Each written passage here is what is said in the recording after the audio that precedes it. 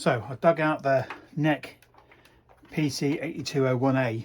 It's been sitting around for a while, and tried to boot it up and was not getting it to work properly. Now it runs off batteries, runs off 4 AA batteries, and it has this battery pack that has not been used for ages, and it was a bit dicky. There's no batteries in it, but when I got it, it had all this weird corrosion on there.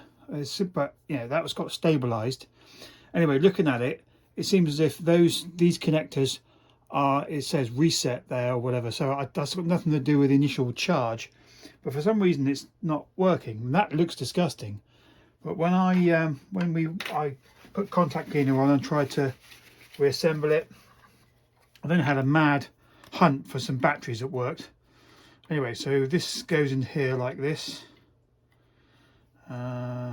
He says, yeah.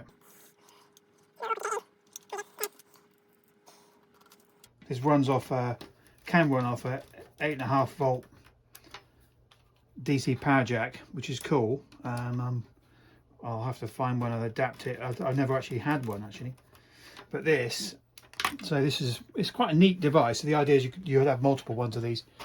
Getting hold of these is almost impossible. So I've been testing a whole bunch of batteries to see where we're at. So let's put these in. These are pretty naff batteries, but on my hunt I've been finding batteries that are okay. They're not brilliant. For some reason every battery I pick up is all right, but not brilliant. But anyway, this should be enough. So if we do that and then look at the voltage across here, that way round, 5.8 volts. Okay, so it's not 6, but it should be okay. And if we connect that up there, so that's 0 volts, and then that one is the pin. So that looks fine. There's nothing wrong with that. So let's get it in there and see what happens, because oddly, when this worked before, now it's not working at all. It's really weird. So if I do that, so that slides into there like that, and then clips into place. Turn it on, and it just says low battery. And you can see the contrast of the screen. Difficult to see, but it does actually change. So there's a contrast thumb wheel there. So there's something going on, but I don't know what. Now contact cleaner, that's all fine.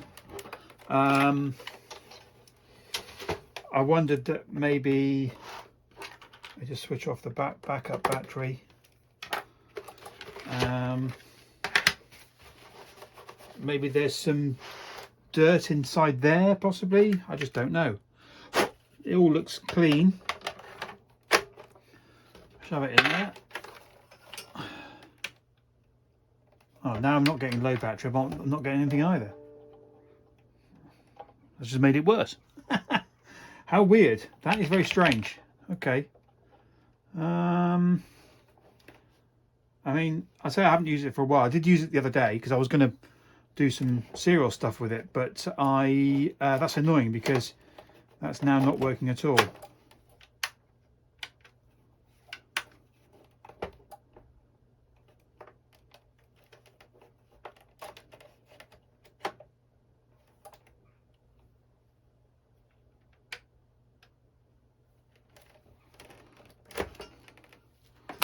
Actually on the serial port there.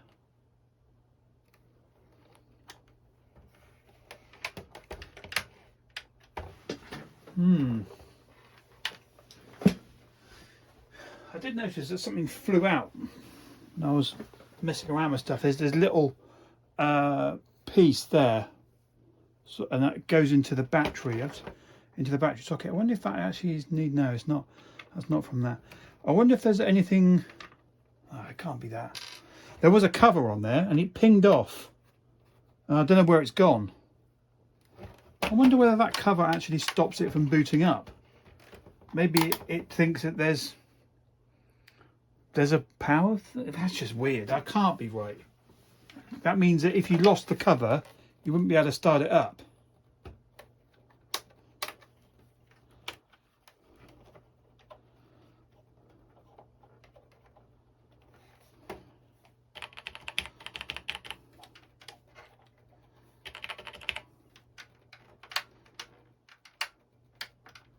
Maybe the switch is dicky.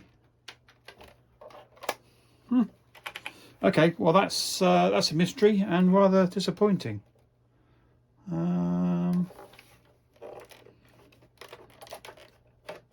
Oh, there's a noise there. I put this in. Listen. Right.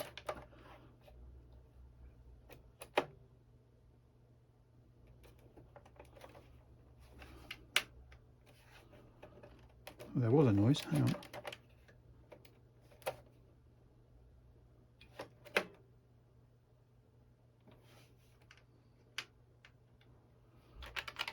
No, okay. Very strange. I don't quite know what's happening there.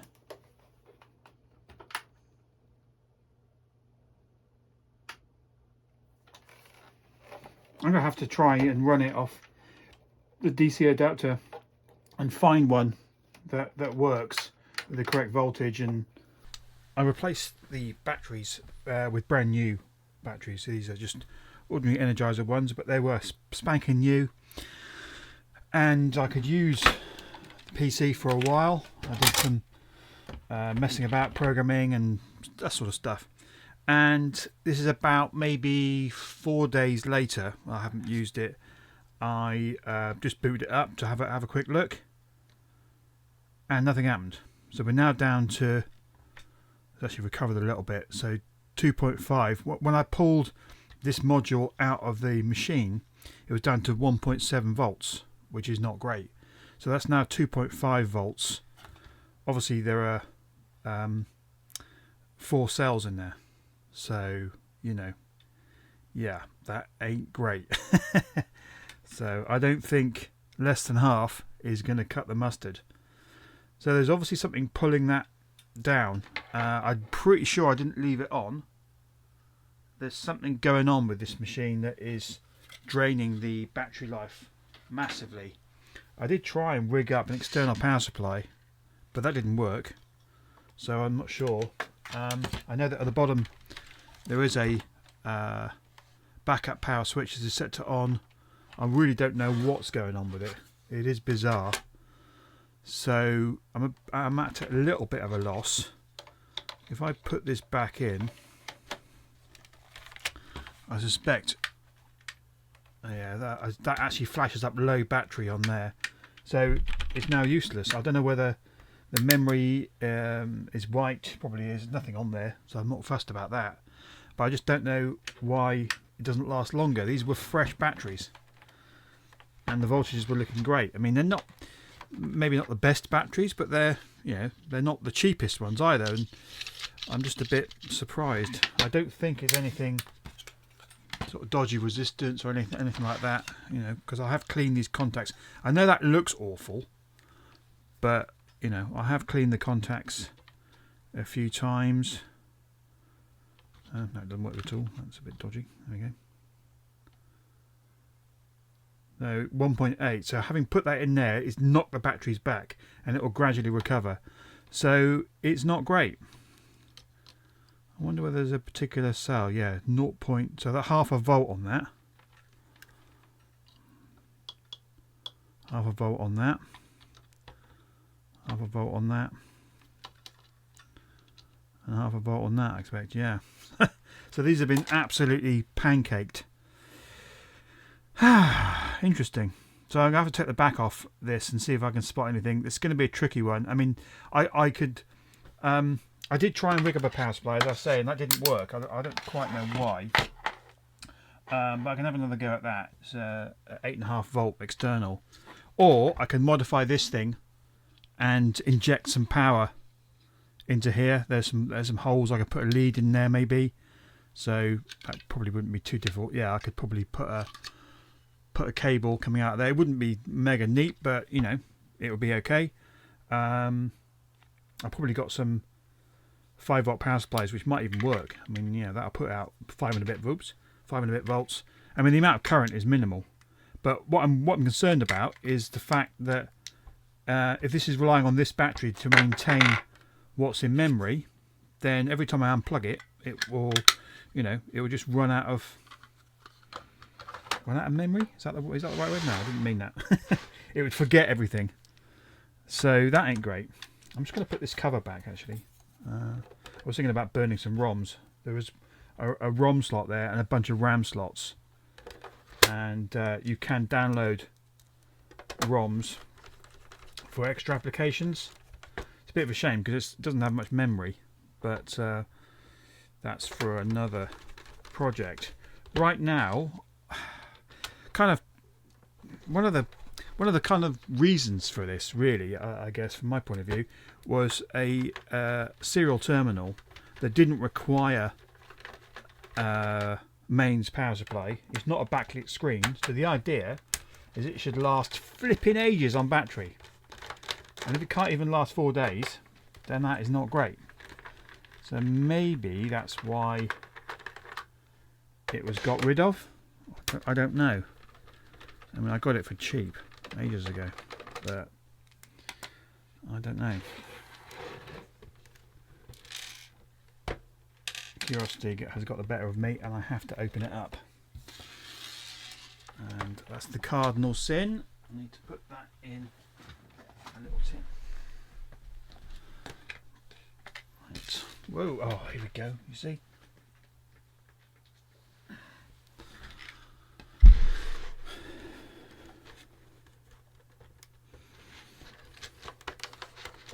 Nothing under there.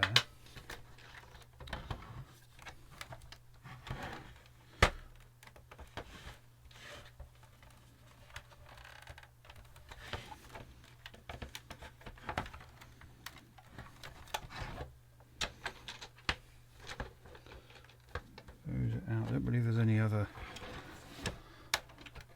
It opens up from that side. Is it clipped? There's no obvious clips that side.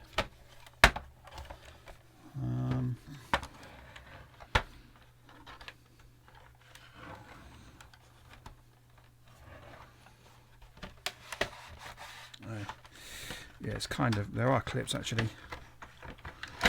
There we go. But they're tame. Right, there is some cabling that's stopping it getting open. Oh my god, there's loads of cables. Right, okay, I think it might go that. There we go. So that's the. You know, just be careful with these cables so they don't get broken. Okay, so there's a little speaker. Some internal memory. So that's the other side of that socket board. There is actually an inline little battery there. So that's okay. So that battery there is for the internal state. So this battery should be the one that maintains. Sure, you can see that. See that? Yeah, you can see that. This battery here is the one that should maintain the. Oh, that's really tricky. Do I dare start unplugging things? I wasn't really planning to do this, but there you go.